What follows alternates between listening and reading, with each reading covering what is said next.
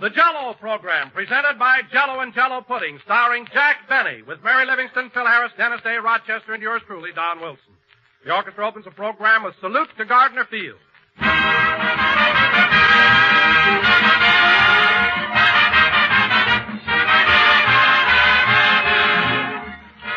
It was more than 40 years ago, friends, that the first package of Jell-O was handed across a counter, carried home, and served to a delighted family. And in the years since that first family enjoyed Jell-O, this swell dessert has been many times improved. Now today, it's been made even better than ever, because by means of a new Jell-O process, Jell-O's grand goodness is locked in, protected for your added pleasure. Every package of Jell-O that you buy today gives you extra enjoyment thanks to this new Jell-O process. Every radiant, shimmering mold of Jell-O that you serve your family these days is more delightful because Jell-O now brings you a new high in flavor. Gives you Jell-O at its richest, at its very best. Let your next package of Jell-O prove to you that Jell-O's flavor really is locked in. Open the package. Notice that there's no telltale aroma, no sign of escaping flavor. Then dissolve the Jell-O, and out will come Jell-O's captive flavor in a rush of richness. Get Jell-O tomorrow. Its flavor is locked in, so it's extra good.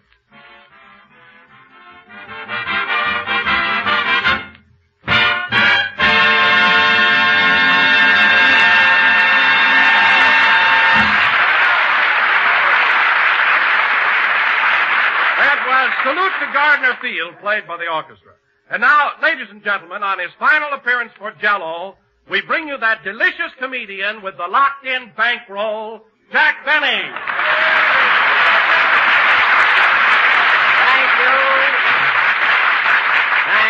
Thank you. Jell-O again. This is Jack Benny, Jell-Oing again for the last time. Next season, it'll be Grape Nuts Flakes. And, Don, I guess you've got a right to be silly on our final broadcast. After 35 weeks, I'm a little slap-happy myself. You're right, Jack. People don't realize how strenuous radio can be. I tell you, I'm worn to a frazzle. Well, Don, you're the biggest frazzle I ever saw. Anyhow, we've got a very important sketch tonight, so let's get started. Is everybody here? I am. I don't know about Dennis. I'll go out and get him. You're here now. Say, where's Phil, our proud father? He's over in the corner practicing. Practicing what? Making three-cornered pants with his handkerchief. Oh, yes. Hey, Phil, come over here. Okay, Jack, I'll be right with you. And take those safety pins out of your mouth. My goodness, you're certainly getting domestic all of a sudden. Now, fellas, the reason I wanted you here early tonight is because we're going to do a very important sketch. A cavalcade of 8 years with Jell-O. Gee whiz, Mr. Benny, have you really been 8 years with one product? That's right. Remember when you first started out, you had 8 products in 1 year? They hated me then. No kidding, Jackson. Did you have 8 different jobs your first year in radio? Yep. I went on the air for Bixby's Biscuit Batter, Belcher's Buggy Whips, the You Walk Up and We'll Come Down Clothing Company, Happy Hour Auto Courts Incorporated, Corrigan's Classy Corned Beef, the Easy Pull Zipper Company, and Moxley's Mucilage. Those were the days. Moxley's Mucilage. I use that all the time on my hair. Mucilage? On your hair? Yeah, mine's not going to fall out like yours did, by golly. Now, wait a minute. Mine hair didn't fall out. It was pulled out by a beautiful waitress in Lincoln, Nebraska. You want to know. Well, let's get going with our big production, fellas, so everybody pay attention. You too, Dennis. Okay, hold my grunion. Put that fish back in your pocket. And now, ladies and gentlemen, since this is our final appearance for good old Jell-O, we have prepared a cavalcade of 8 happy years with America's favorite gelatin dessert. Some of the highlights which we hope you will remember. Take it, Don Wilson.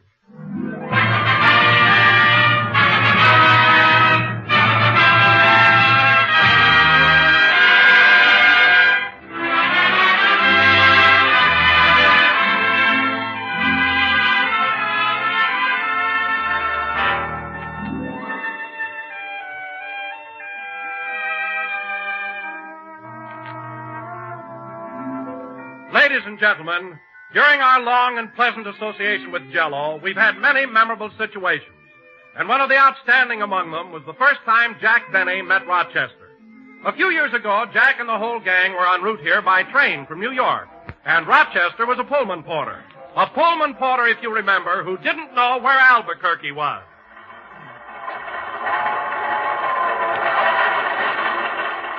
Oh, gee, they were a long trip. Say, Jack, look out the window. They sure dress funny here in Hollywood. Those are Indians. This is New Mexico. Oh. Hey, Porter. Porter. Yes, sir. What time do we get to Albuquerque? What? Albuquerque. I don't know. Do we stop there?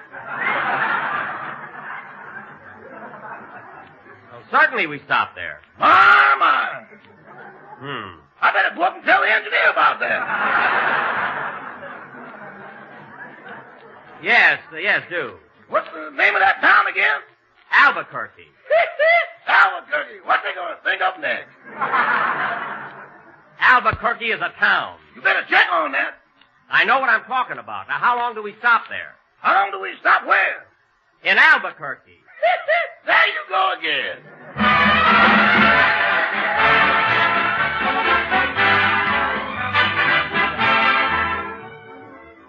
And of course, many of you will remember the series of sketches we used to do called Buck Benny Rides Again. Mary was Daisy Carson, Phil was Frank Carson, her father, and Jack was that rootin', tootin', shootin', galootin' Sheriff Buck Benny. Well, here's the Carson house. Woo, partner, woo.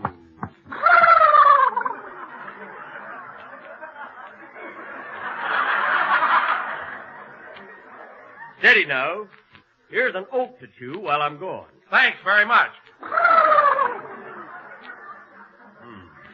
I got a talking horse, and vaudeville has to be dead.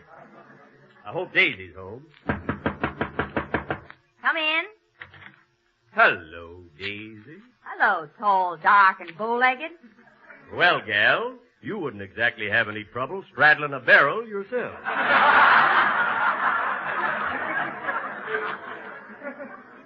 Say, Daisy, how's your pappy?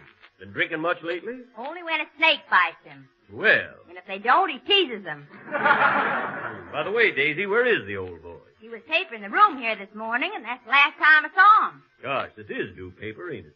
Wait a minute. What's that big lump there on the north wall? Here comes Pappy now. Hello, Frank. Hello, Buck. Is the blackout over? What blackout? You papered yourself on the wall. Now listen, Frank. I hear them rustlers stole some of your cows again last night. How many you figure they got? I don't know. Well, look out the window there and tell me how many head of cattle you got left. Can't tell you, Buck. They're facing the other way. Then let it go. Well, don't worry, Frank. I'll find them cattle before the sun goes down. Buck Benny rides again.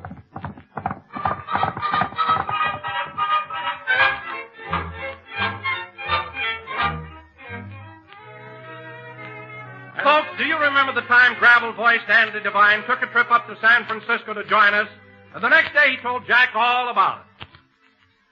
Well, Andy, I didn't expect you up here in San Francisco. You told me you couldn't make it. Well, I didn't think I could, Buck, but Ma and Pa wanted to come, so I thought I'd treat them to a little vacation. Oh, what did you do, motor up? No, we took the night train. Ma slept in the lower berth, and Pa and me shared the upper. Well, two of you in an upper berth. You must have had trouble getting undressed. Undressed? We couldn't even get our hats off. That must have been awful. Well, we wouldn't have minded that so much, but our dog wouldn't get off the pillow. Oh, your dog was in there, too. My goodness. Yeah, she sure picked a fine time to have pup. Oh, for heaven's sake.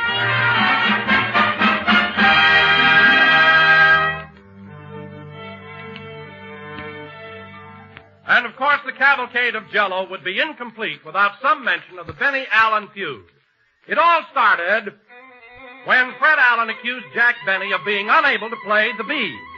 On one of our most memorable programs, it occurred when Jack explained how he had once saved Fred's life years ago in vaudeville. Allen had been rushed to the hospital, and the doctor was telling Jack that his condition was critical. Mr. Benny, when Fred Allen was juggling that cannonball and it dropped on his foot, it severed the femur and part of the tibia. Well, heavens to Betsy. And there's only one thing that can save his life. He must have a blood transfusion immediately. A blood transfusion. Thank you, Butterball. Well, Doctor, if my blood can save Alan's life, I am ready.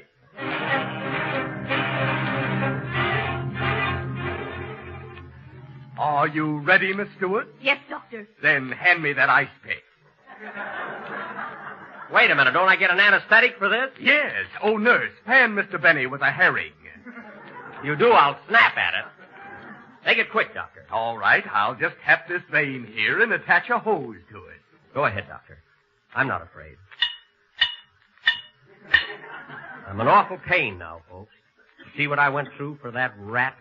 There we are. All right, Miss Stewart, open the valve and draw the blood. Yes, Doctor.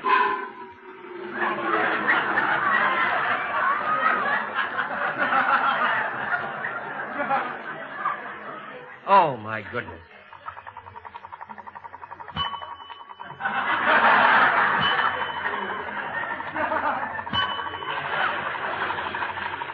Hey, shut me off! That's not ketchup, you know.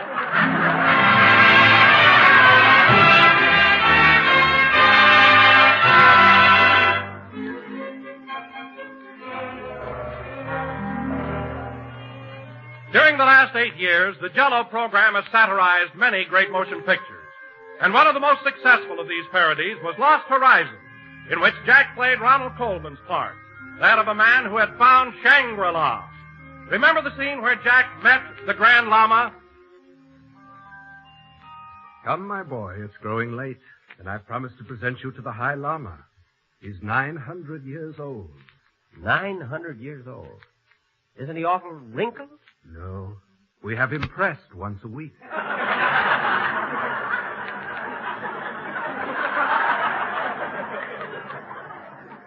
Gazooks. Quiet. The High Lama approaches to greet us. Be prepared. 900 years old. Gee, he must be all dried up. Yes. Don't light any matches around him.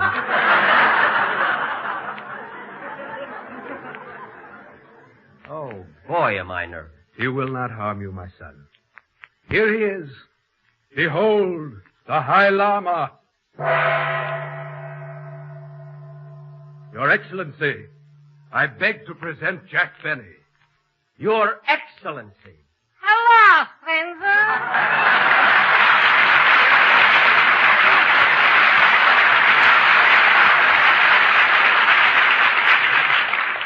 Slapperman. Quiet, I'm a llama now. Well, tell me, Slap, how are you doing in Shangri-La? Oh, Jackie boy, am I making money? Everybody here lives to be 300 years old, 400, 500. There's no limit. I tell you, Jack, I'm cleaning up. What do you do? I sell birthday candles. Birthday candle? You must be making a fortune. Say, is your wife here with you? Who else could make me 900 years old so quick? Oh, that's right. Well, kiddies, I gotta toddle along now to the Shangri-La airport. Oh, do you have an airport here? Yeah, this is where the bombers leave for Tokyo. Oh, yes, I heard about that.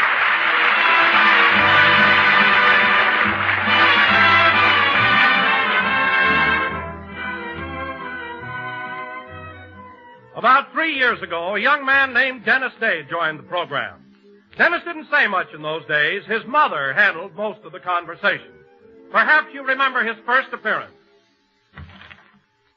Well, how do you do, Mrs. Day? Come right in. Thank you. Come along, Dennis. Well, I'm glad you found the studio all right. Did you take a cab like I told you to? Yes, it was $1.65. Here's the slip. Oh. Oh, well, I don't mind. Then smile.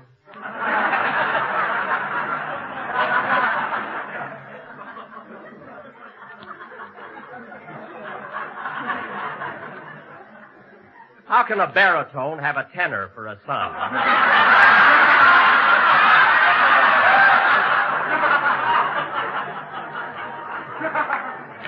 Oh, Mrs. Day, I want you to meet the,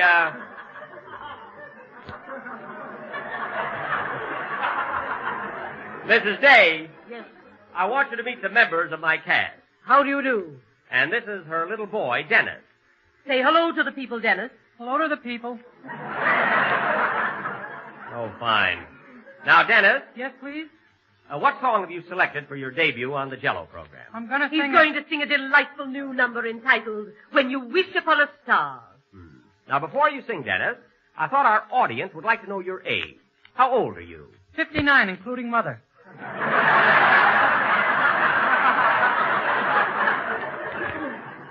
Well, that's not what I meant, but let it go. Now, go ahead, Dennis. We're all anxious to hear you. This is the microphone. How do you do?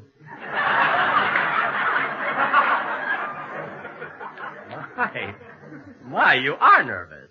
Go ahead, kid. Now remember, Dennis, breathe deeply. Yes, mother. Don't forget the words. No, mother. And come here. Let me fix your tie. Oh, don't bother, Mrs. Day. You know, this isn't television. You're quite fortunate, Mr. Benny. Very good, Mrs. Day. Sing, Dennis. Oh, boy, I'd like to give her a hot foot. When you wish upon a star, makes no difference who you are. Anything your heart desires will come to you. Like a bolt out of the blue, fate steps in and sees you through. When you wish upon a star, your dream comes true.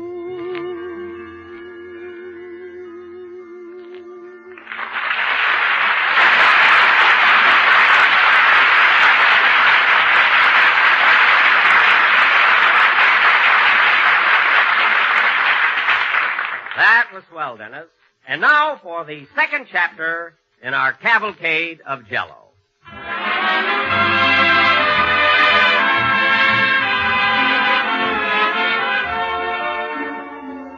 I'm sure, ladies and gentlemen, most of you remember the letters and telephone calls that Mary used to get from her mother. One of the most amusing of these calls occurred about 4 years ago when... I'll take it. Hello? Who? Plainfield, New Jersey? That must be for you, Mary. Oh, gee, I'll bet it's Mama. Yeah, Tugboat Annie is on the wire. Oh, hello, Mama. Gee, this is a surprise. What? You've been listening to the program? How is it? Oh, it does?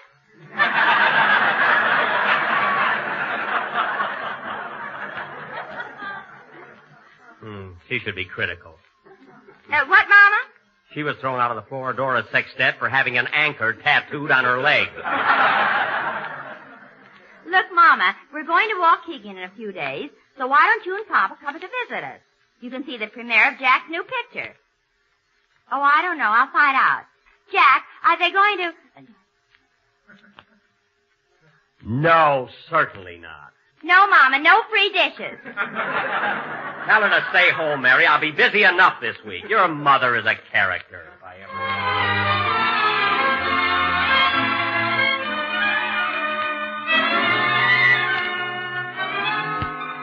And here, ladies and gentlemen, is a routine which I'm sure all of you will remember. The Quiz Kids were on the show at the time, and right in the middle of it, Rochester called up with startling news. Here it is. What about my polar bear, Rochester? What's Carmichael done now? Well, he was supposed to be sleeping in the basement, and the gas man went downstairs to read the meter. Yes? And all of a sudden, it sounded like feeding time at the zoo. Oh, my goodness. Well, what happened to the gas man? I don't know, but I doubt if we get a bill this month. Now, that's silly. Carmichael wouldn't hurt a fly. He was just playing, that's all. Yeah, but where's the man? Stop being so pessimistic. Now, look, I forgot to feed Carmichael this morning, and he must be pretty hungry. Uh-huh. So give him some roast beef out of the icebox. Uh-huh. But don't let him eat too fast. This is his first meal today. His second meal. Where's the man? Forget about the gas man. Forget about him.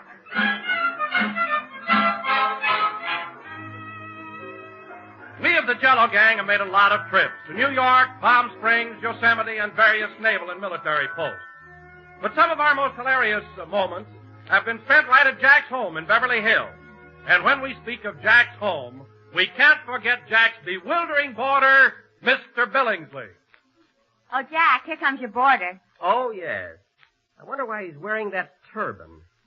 Hello, Mr. Billingsley. Good afternoon, Mr. Penny. Digging in your garden, I see. Yes, I thought I'd get started early this year. I do hope you plant pistachios. They're delightful.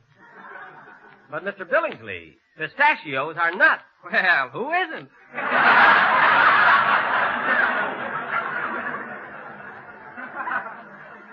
Oh, I didn't look at it quite that way. Well, goodbye, Mr. Benny. I'm going out for a little stroll. Goodbye. Oh, by the way, Mr. Billingsley, you look just like a Hindu. Is that a turban wound around your head? No, that's a bed sheet. I slept like a top last night.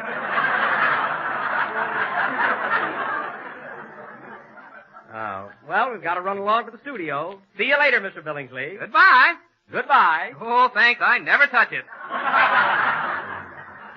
I wish I could figure him out. Oh, well.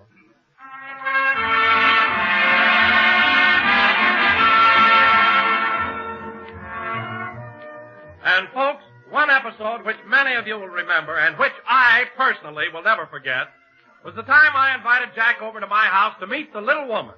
But unfortunately, I forgot to telephone her ahead of time. And for weeks afterward, Jack kept saying to me, "Call her up, your wife. Call her up," I said.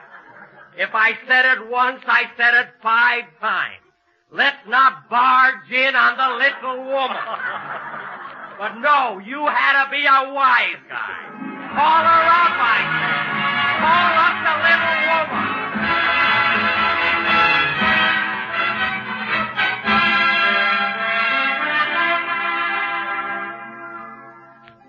And now, ladies and gentlemen, as our sentimental journey approaches its conclusion, many of you may like to hear again a portion of one of our popular New Year's fantasies. Jack, you remember, always plays the old year in these annual playlists. And as we tune in now, it's almost midnight, December 31st, 1941. And the little New Year is waiting to make his entrance. There's the 4th stroke of midnight. Come in. Hello, young feller. Are you the little New Year? This ain't a sarong I'm wearing. That's good. You're going to need a sense of humor, kid. Come on in. I want you to meet Uncle Sam and his wife, Columbia. Glad to know you, folks. Hello, Sonny. Hiya, Bub. Make yourself to home. Well, son, I hope you brought some good things with you. You'll like staying in this house. It's the finest home on the block. Oh, I'm glad to hear that. Well, you better be moving along, old-timer. I've got work to do. Yep. Might as well be moseying along. But before I go, I want to give you a little advice. First, take good care of Uncle Sam here. Let him get mad when he wants to, but see that he don't fly off the handle. Them gall-darn pests. See what I mean? And take care of his friends, Mexico and Brazil, and all his good neighbors in the South, too. And don't forget that Dutch uncle of his. Leave it to me, old-timer. And look, you may have to put out the lights here in the house once in a while, but see that porch at the front gate is always burning. And say, before I forget it, Uncle Sam's got a nephew named Franklin that's taking mighty good care of the old boy. Ain't he, Sam? You darn toot. So keep an eye on him, son, and give him all the help you can. Franklin, huh? I'll write that down. As long as you're writing down names, here's another one for you. Put down Winston.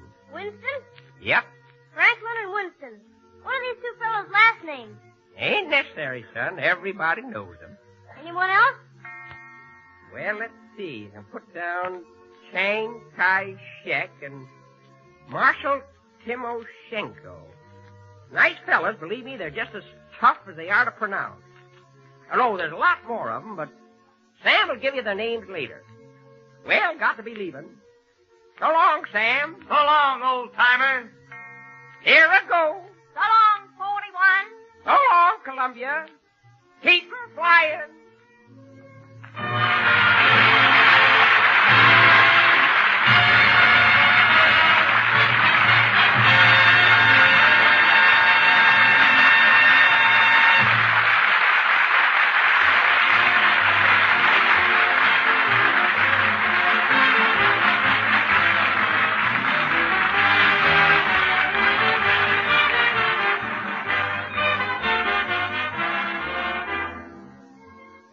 dessert, friends, that you'll want to add to your favorites the very first time you try them. The name of this treat is Cherry Fruit Pudding, a tempting blend of juicy red cherries, golden grapefruit, and rich tart cherry Jell-O. And what an easy dessert it is to make.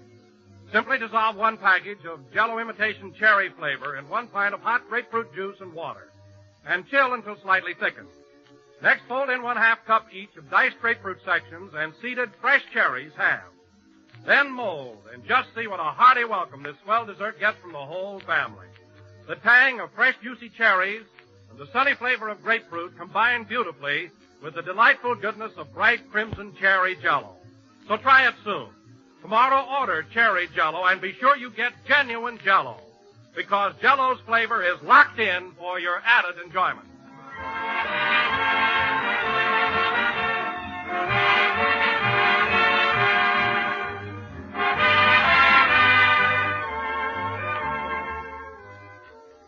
Well, folks, that was the last number of the last program that this gang is doing for Jell-O. And we'll be back on the air the first Sunday in October at the same time on the same network, but broadcasting for Grape Nut Flakes. In the meantime, have grape nuts for breakfast and Jell-O for dessert. Now, before I go, I'd like to thank all of our listeners, my cast, my sponsors, and my writers, Bill Morrow and Ed Beloin, for their splendid cooperation and support. Good night, folks. See you in October.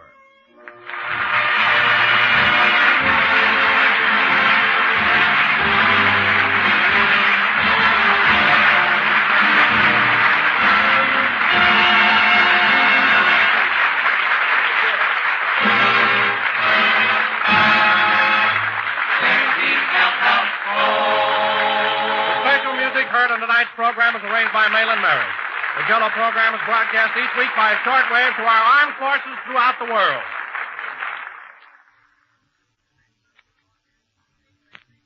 The same folks who make Jell-O make Jell-O pudding. Rich, luscious puddings with a real old-fashioned homemade flavor. There's Jell-O vanilla pudding, a wonderful dessert, smooth, creamy, and mellow, and simply brimming over with the flavor of real vanilla. This delicious pudding makes a grand creamy filling, too, for pies, tarts, and cakes. And it requires no additional sugar to make. When you order Jell-O, ask for Jell-O pudding. Jell-O puddings are just like Grandma's, only more so. This program came to you from Hollywood. This is the National Broadcasting Company.